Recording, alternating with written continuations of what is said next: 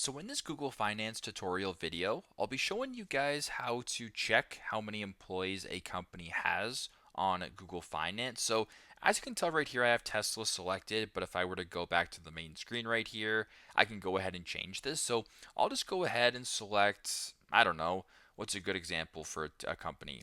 Let's go with, I can't, we'll do Walmart, WMT, Walmart Inc.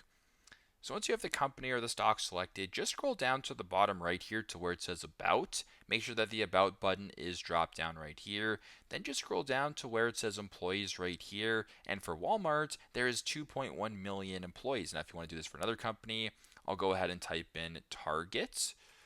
Target Corporation right here. I will then scroll down, and for Target, there is 440,000 employees. So pretty simple, pretty straightforward. This is how to check how many employees a company has on Google Finance. Thanks again for watching, and I hope this video helps.